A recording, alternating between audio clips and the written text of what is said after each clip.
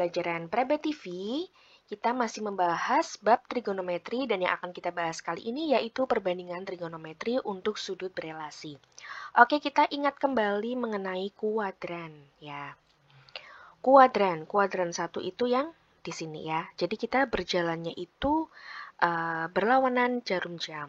Kuadran 1 di sini, kemudian kuadran 2, kuadran 3, dan kuadran 4. Nah, kalau kita ingat, kuadran 1 itu berada di antara 0 derajat dan 90 derajat. Di antaranya ya, di antaranya 0 derajat dan 90 derajat.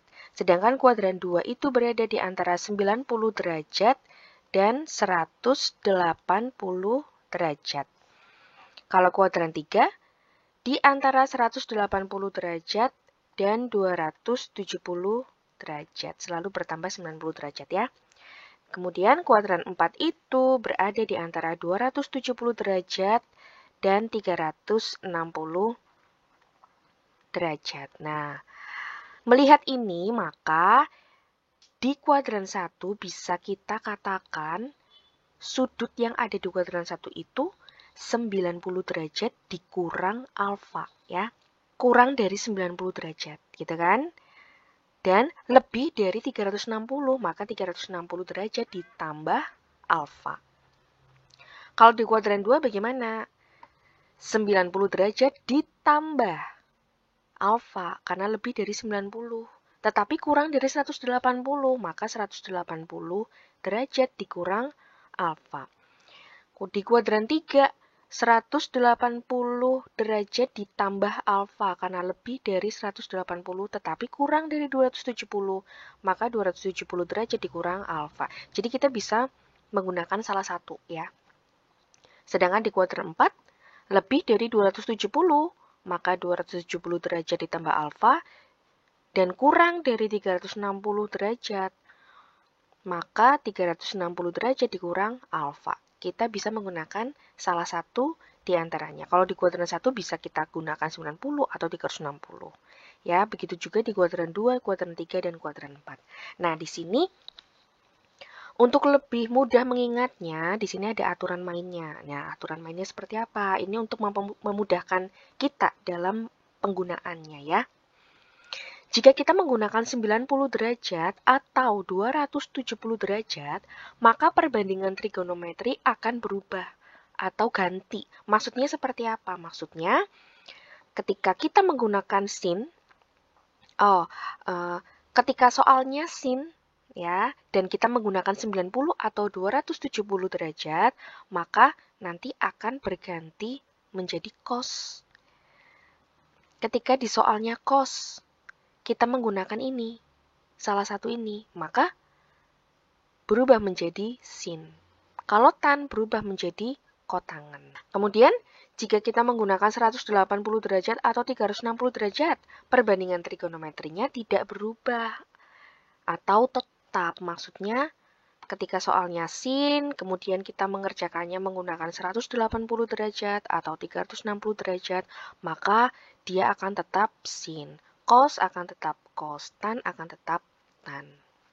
Oke, untuk lebih memahaminya, kita lihat contoh soalnya. Nomor 1, nilai sin dari 60 derajat. Nah, sebenarnya kita bisa ya langsung menentukan nilai sin 60 derajat itu berapa.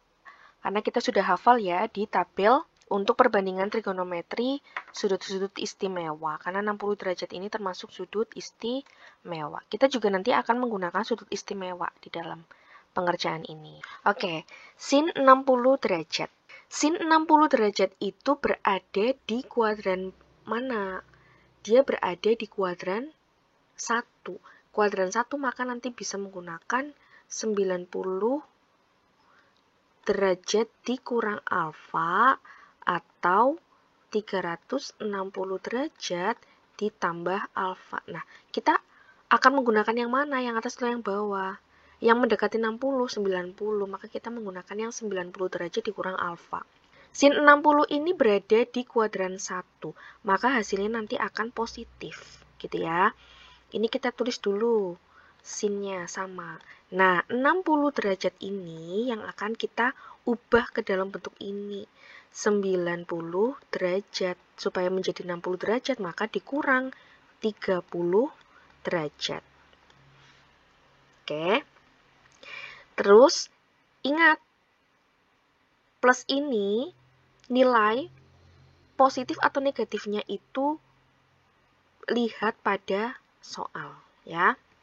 Karena di sini positif, maka tidak perlu kita tulis lagi. Nah, sekarang kita lihat. Ini kita menggunakan 90. Maka tadi kalau sin itu berubah menjadi cos. Nah, menjadi cos. Cos berapa? Nah, yang kita lihat sekarang bukan 90 derajatnya. Sekarang kita lihat alfanya yang ada di sini nih, yang di belakang ya. Berarti cos 30 derajat. Cos 30 derajat itu berapa? Cos 30 derajat itu setengah akar 3. Nah, kalau kita ingat di tabel, sin 60 derajat itu juga nilainya setengah akar 3. Ya. Nah, jadi dari sin 60 derajat ini berubah menjadi cos 30 derajat. Karena kita menggunakan perhitungan yang 90 derajat dikurang alfa. Oke, untuk contoh yang kedua. Cos 420 derajat. Cos 420 derajat ini berada di kuadran berapa? Nah, ternyata ini kan lebih dari 360 gitu ya. Kalau kita ingat lagi di sini, nah, di sini kan 0 derajat atau 360 derajat. Ternyata sudutnya adalah 420 derajat. 360 derajat lebih 60, berarti dia ada di kuadran 1. Karena kuadran 1 itu kan batasnya sampai 90 derajat gitu ya. Berarti ini ada di kuadran 1. Nah, karena di kuadran 1 sama, kita bisa menggunakan salah satu di sini. Yang mendekati 420 itu siapa? Yang mendekati adalah 360, maka kita menggunakan yang 360 derajat ditambah alfa. Berada di kuadran 1, maka nilai cosnya positif. Positif, cosnya kita tulis. Ini sesuai soal ya. Cos, kemudian 420 derajat ini kita ubah menjadi 360 derajat diapakan? Ditambah berapa? 60 derajat supaya menjadi 420 derajat. Oke. Nilainya positif ya. Cos 420 derajat itu berada di kuadran 1, maka dia positif. Kita menggunakan 360 derajat. Tadi dikatakan jika kita menggunakan 360 derajat, maka perbandingan trigonometrinya tetap atau tidak berubah ya. Maka cos di sini tetap cos. Cos, terus yang kita lihat adalah yang belakang sini. Cos 60 derajat. Cos 60 derajat berapa? Cos 60 derajat adalah setengah. Oke, seperti itu ya, mudah. Kita lihat contoh yang ketiga. Jika sin 20 derajat sama dengan A, hitunglah nilai sin 70 derajat dikali cos 20 derajat ditambah tan kuadrat 70 derajat. Oke. Kita tulis lagi. Sin 70 derajat dikali cos 20 derajat ditambah tan kuadrat 70 derajat. Oke. Sin 70 derajat berada di kuadran 1, maka nilainya positif ya. Sinnya kita tulis terlebih dahulu, kemudian kita akan menggunakan yang mana? Kuadran 1 berarti 90 min atau 360 plus. Kita gunakan yang 90 karena yang mendekati 70. 90 derajat dikurang gitu ya, biar jadi 70 dikurang 20 derajat. Kemudian dikali cos 20 derajat ditambah, nah ini, tan 70. Ini kan yang diketahui 20. Maka kita ubah ke ini ya. Ini nggak usah dimasukin, oke?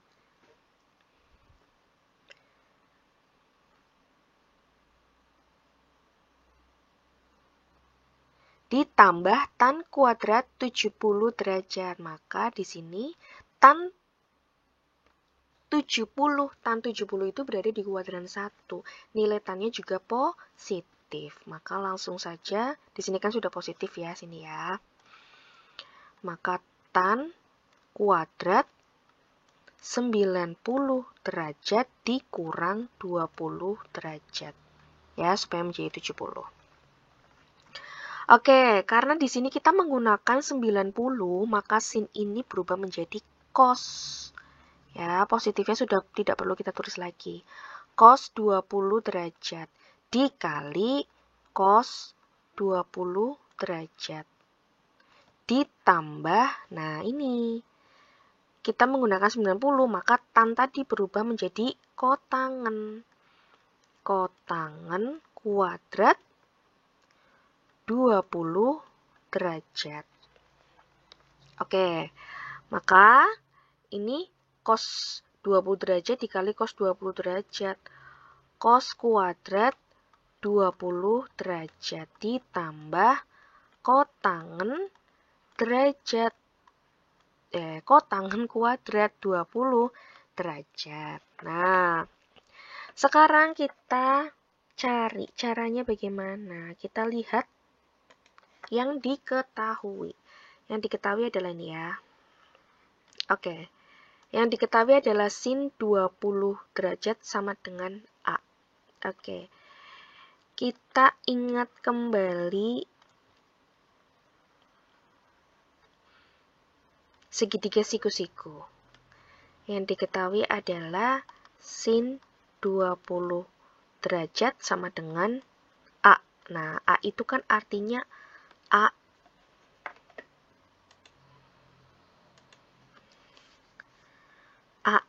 dibagi 1 ya. A dibagi 1 kan A gitu. Maka di sini bisa kita tulis A dibagi 1.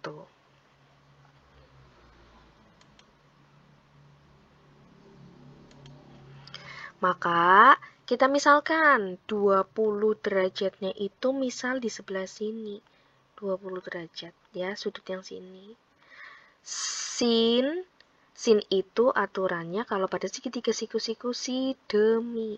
Berarti depannya A, miringnya adalah 1. Depannya 20 derajat, kan yang sini ya, sisi yang sini ya. Maka sini A, miringnya 1. Maka kita cari sisi sampingnya menggunakan teorema Pitagoras.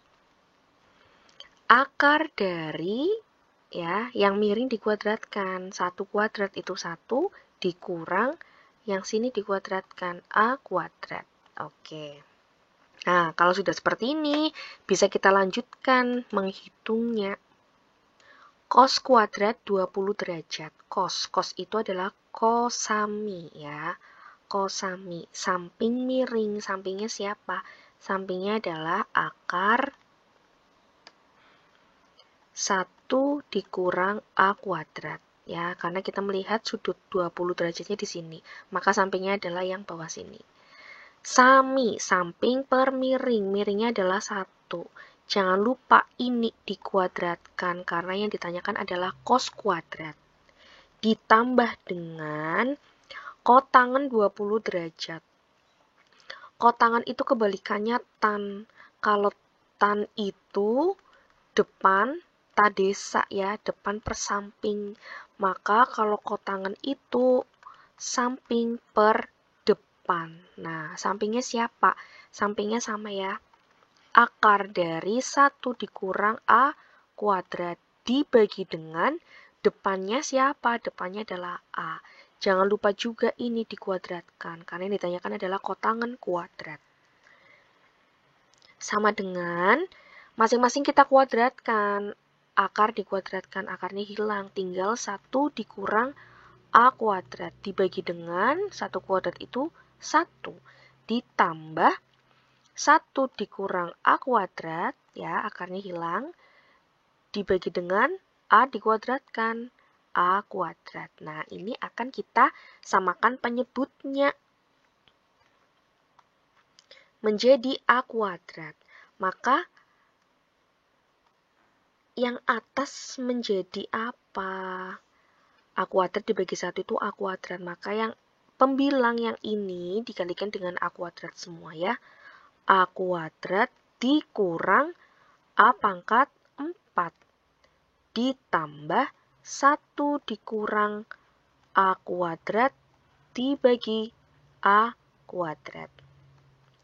Oke, karena ini penyebutnya sudah sama, maka bisa langsung kita hitung A kuadrat dikurang A pangkat 4 ditambah 1 dikurang A kuadrat dibagi dengan A kuadrat. Nah, ini bisa kita sederhanakan. A kuadrat dikurang A kuadrat ya. Sudah habis. Maka sisanya yaitu negatif A pangkat 4 ditambah 1. Atau bisa juga kita tulis 1 dikurang A pangkat 4 dibagi dengan A kuadrat. Nah, ini jawabannya. Seperti itu ya. Kita lihat di contoh selanjutnya.